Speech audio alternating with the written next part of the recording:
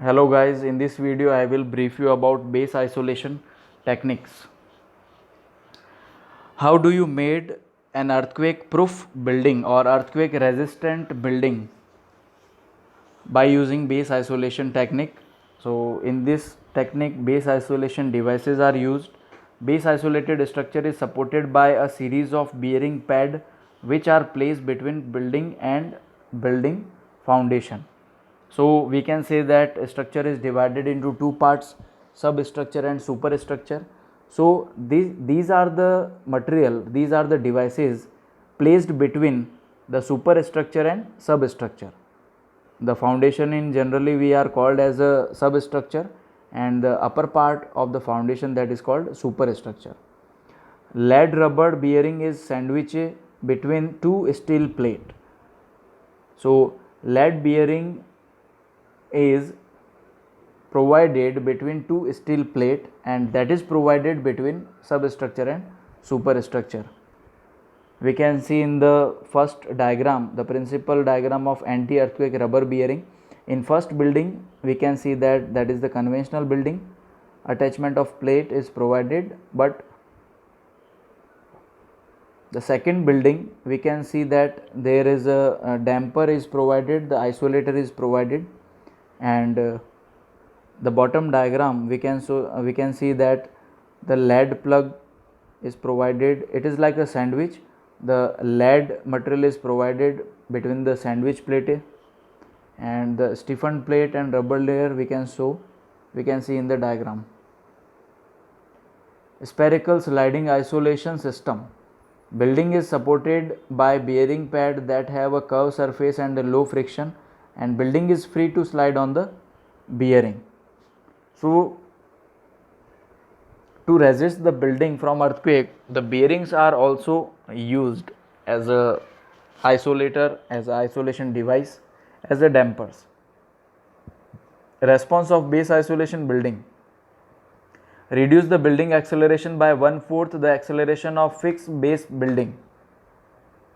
So building acceleration can be reduced after providing isolators. Acceleration decreases because the base isolation system lengthens and the building's period of vibration. Rubber is highly elastic, so reduce the damage, because always there is one thing, that if the structure is rigid then there is more chance to collapse the structure, but if the structure is flexible, so the chances of collapse may get decreases, and the load bearing capacity always much higher in flexible structure than rigid structure.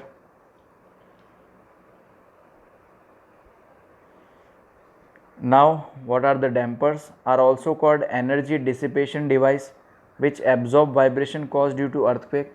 So dampers are basically used to absorb the vibration caused by earthquake waves, which absorb vibration caused due to the earthquake. Types of dampers are viscous dampers, reduce the vibrations by fluid actions. So where the water retaining structures are provided, the dampers are provided, and that kind of a structure like dam, canals. Tuned mass dampers reduce the vibration of harmonic action.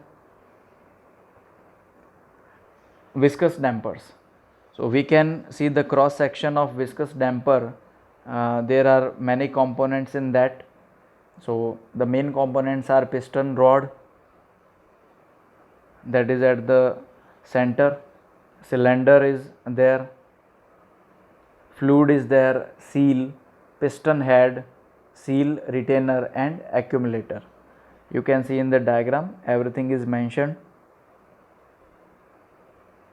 Tuned mass dampers, also known as a harmonic absorber, mounted in a structure to reduce the amplitude of mechanical vibration by the harmonic motion. You can see the harmonic motion is there, and it is bounded by the tuned mass dampers.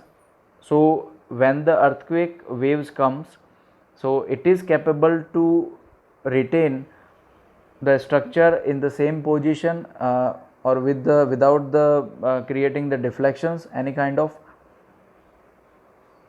prevent discomfort and damage. It is a lightweight component, and the main components are spring, oscillating mass and visco dampers. Thank you so much.